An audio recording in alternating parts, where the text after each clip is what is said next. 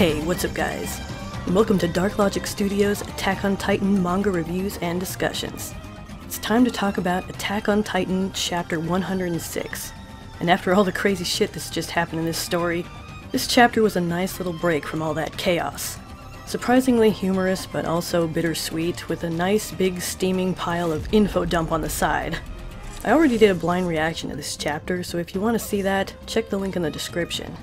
But in this video, we're going to be looking at this chapter a bit more in depth, and discussing all the information and exposition that was dropped. And in case you haven't already figured it out, these videos are going to contain spoilers. So if you haven't read the latest chapter, then what are you doing with your life? Seriously though, if you don't want spoilers, you might want to click on something else. If you're all caught up though, then let's get right into it. First, let's talk about what is probably the highlight of this chapter for most people, even if it was a bit disappointing.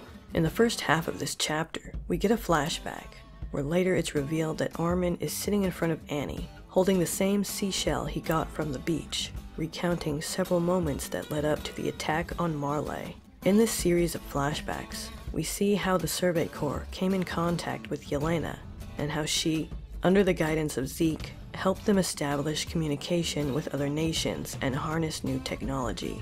And we also get to see a scene illustrating the deeper divide that's growing between Eren and Armin. As for Annie herself, nothing much has changed with her. She's still in the crystal, and since Eren didn't manage to eat the Jaw Titan, there's still no way they can get her out.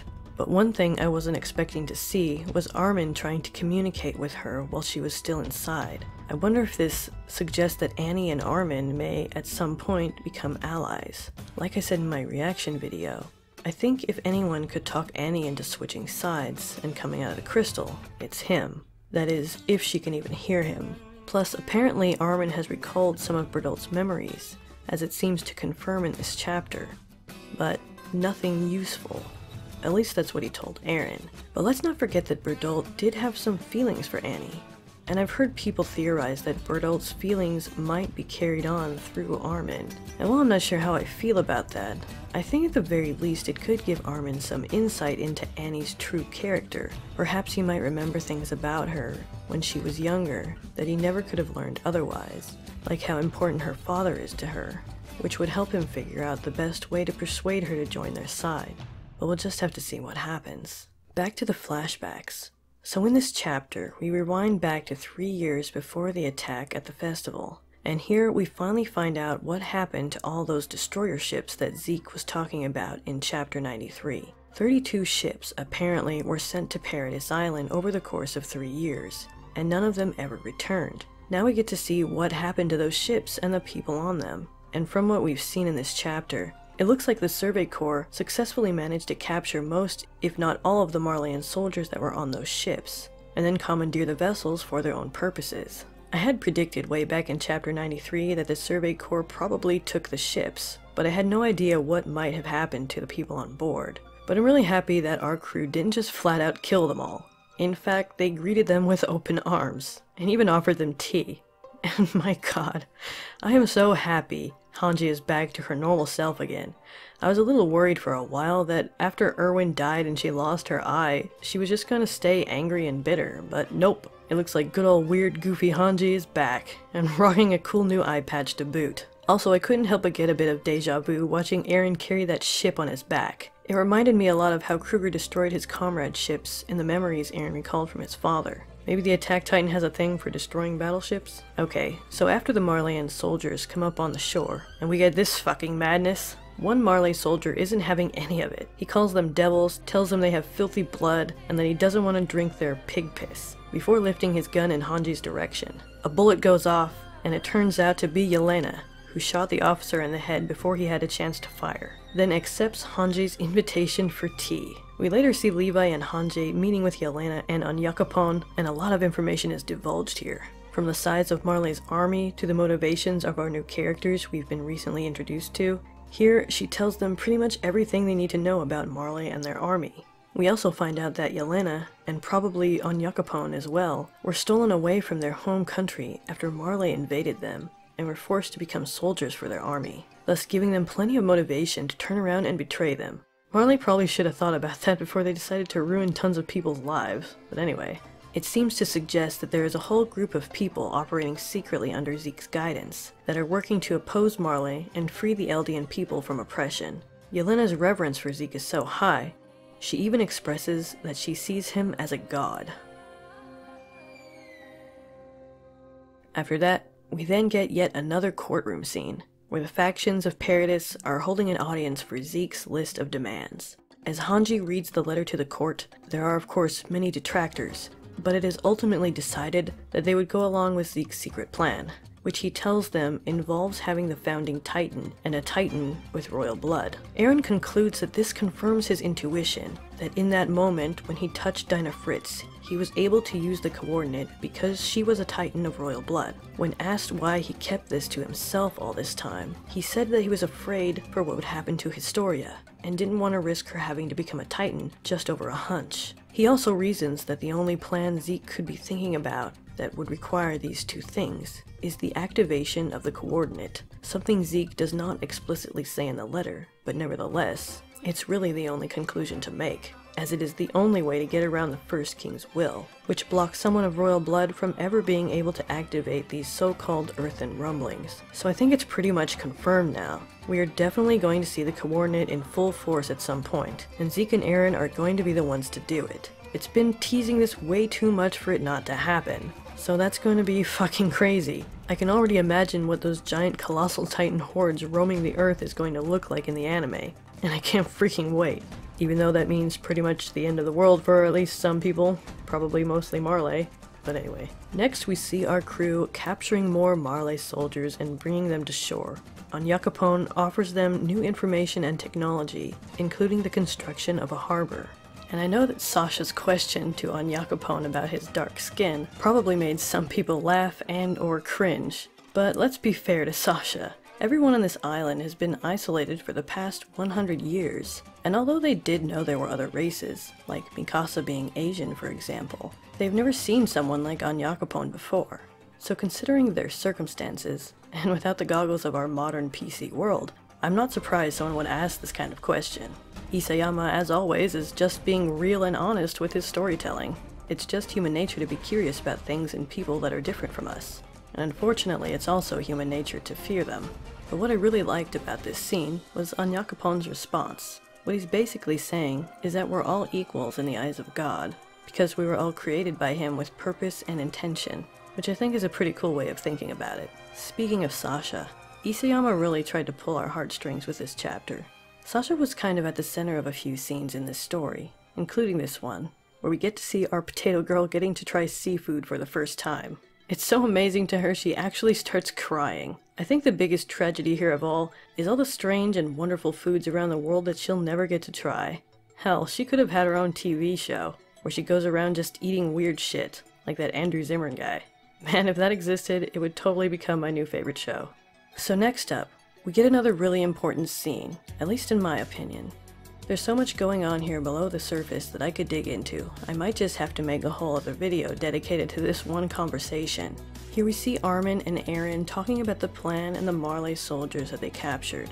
Armin believes that they are making friends with the Marleyans, but Eren doesn't agree. He probably believes most of the Marley soldiers are just cooperating out of fear. I mean, no matter how good the tea and food is, nobody's okay with being held hostage. That's just a fact.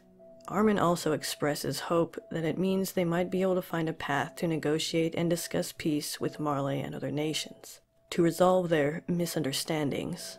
Eren also does not agree with this. He sees that the world thinks of them as devils, dangerous monsters, and because of that, they will always be feared and hated. He says to Armin, "There's no misunderstandings there." On one side, Armin is naively hopeful for a peaceful outcome, while Eren is brashly focused on nothing more than Eldia's survival, representing two major ideologies. Ideologies which we might refer to in our modern world as globalism and nationalism. This is such an interesting development, because even though it's sad to see these two growing apart, it makes perfect sense that Armin and Eren would go these two different directions. As they've grown into adulthood, they've really just developed more into who they really are, just as we all do. Armin is still eager to explore the outside world and make meaningful connections with the many people that inhabit it.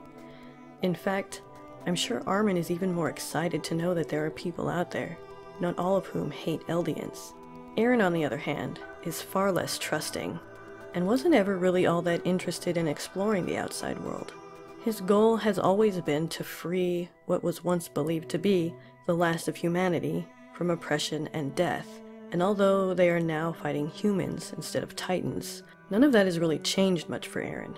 His goal is still the survival of his friends, family, and now the Eldian people. But we'll come back to Eren in a moment. In the last bit of this chapter, we see some panels briefly showing our characters in the present, and that's when we see Armin sitting in front of Annie, talking to her as he holds the seashell in his lap, trying to reconcile the choices they've made, and saying that all he can think about is if things could have happened differently, as in, a way where Sasha didn't have to die. After that, we see Levi and Zeke getting along like peas and carrots. No, I'm just kidding. They want to kill each other, especially Levi. It's kind of a miracle Zeke still has his head after spending all this time with the Ackerman. I have to say, I'm really enjoying this little back and forth they've been having. It's pretty amusing seeing these two have to tolerate each other. So, let's move on to the last two panels. We see Eren getting washed up. He's now clean shaven, and after tying his hair back in a bun, a lot of people pointed out that he looks a lot like Gabby, which is interesting. And I wonder if Isayama did that on purpose, just to show even more parallels between these two characters. On a more serious note though, this image of Eren looking into the mirror at himself and repeating the word fight like a mantra has got me a little bit worried. Well, I've actually been worried about Eren for a while now, ever since he got his father's memories. Eren definitely hasn't quite been the same person, which is totally understandable, but it seems like he's going further and further into this dark place, where he's now having to justify the lives he took by telling himself it was necessary in order for them to survive. However, Eren, despite how much he's changed, is still Eren, and has not lost his value of human life. I mean, remember how upset he would always get whenever anybody died, especially in the first season? Despite his choice, I do believe that part of Eren is still there, and I have a feeling it's going to be a struggle for him to cope with what he's done. Now, a lot of people have argued that Eren was not in the wrong by attacking Marley at the festival, because Willy Tybur had literally declared war on them in that moment. However, they still hadn't taken any action against PARADIS, simply said that they were going to. In Eren's eyes, I'm sure he felt it was better to strike first, rather than wait for Marley to attack when they had no solid defense against them. But then again, wasn't it Zeke himself who suggested that Marley go after PARADIS again in the first place? This is why I feel like Zeke may actually be manipulating Eren for his own purposes. Whatever his goal is, I have a feeling it's not quite exactly what he claims it to be, and the freedom of the Eldian people are not his only objective. Now, it's never said explicitly that Zeke and Willy Tybur have ever actually talked or even met before, but I've always had the feeling ever since we were introduced to the Tybur family by Zeke that he himself had a hand in making the festival happen, and may have even manipulated Willy as well, convincing him that he should declare war in front of the whole world this way in order to rally support for a new campaign. After all, Zeke himself proposed to the generals that they should, quote, resume their strategy involving Paradis Island to retrieve the founding Titan. So whether Zeke was directly involved with planning the festival or not, it was his original proposition that sparked the Marleyan government to decide to continue their pursuit of the coordinate. So, if it was Zeke's influence that caused Willy to declare war on Paradis that day, and that's why Eren attacked, isn't that kind of a form of entrapment on Zeke's part? What if the festival never happened? Or what if Willy had declared that they would try to make peace with Paradis? Or if Yelena had never made it to the island and met Hanji, would Eren still have attacked? I think it's safe to say it would have been far less likely, at least for him to do it this way. So to me, it looks like it could be a very clever, roundabout way of manipulating Eren into doing what he wants. It seems that Eren was driven to come to Marley on his own, against the will of the Survey Corps, based on Zeke's letter and Yelena and her comrades' plan. They were told, of course, that Marley is planning to attack Paradis, which of course is true, but again, only because Zeke wanted it to be. It seems that the rest of the Survey Corps were hesitant to carry out the plan that Zeke proposed, so Eren just decided to go about it on his own and not waste any more time. And while Eren may have seen Willy's declaration as proof of what he believed, This belief was not only stoked by Zeke, but the quote-unquote proof that Eren needed was put into motion because of him as well. And I'm pretty sure that Eren is not aware that Zeke was the one who suggested attacking Paradis Island again. I mean, if Zeke really wanted to protect the Eldian people, why would he want Marley to attack them? Why would he convince Marley to declare war, and then convince the Survey Corps to do a preemptive strike? You see what I'm saying? Something is definitely not right with this set of events, and Zeke is really kind of low-key warmongering right now. And just to be clear, I'm not saying that Eren is dumb or gullible or just blindly following Zeke because he's his brother. Eren has become a surprisingly intelligent, insightful, and pragmatic character over the course of the story. But I definitely believe Eren has enough of his own motivation to latch on to the pieces of bait Zeke has been dangling in front of him, without really considering that Zeke might have some ulterior motives. Or perhaps he has thought of that, but doesn't really care. And let's not forget, Reiner and Eren got to know each other pretty well, and Reiner may have relayed some of this information about Eren's personality and goals to Zeke, giving him some insight on which of Eren's buttons are the best to press. Whatever the case, one thing is for certain. Eren is looking pretty damn good now that he's all grown up. And that sounds really creepy, but you know, you were thinking the same thing, and just admit it. Anyway guys, that's it for my Attack on Titan Chapter 106 review and analysis. Let me know what you guys thought of this chapter in the comments below. And what do you guys think about what I said about Zeke possibly manipulating Eren? Do you agree with me? Do you think I could be wrong? If it's true, that's gonna be a really devastating blow for Eren. I kinda hope I'm wrong, but Zeke is supposed to be the smartest character in the manga. Even smarter than Armin, apparently. And we've already seen how manipulative he can be.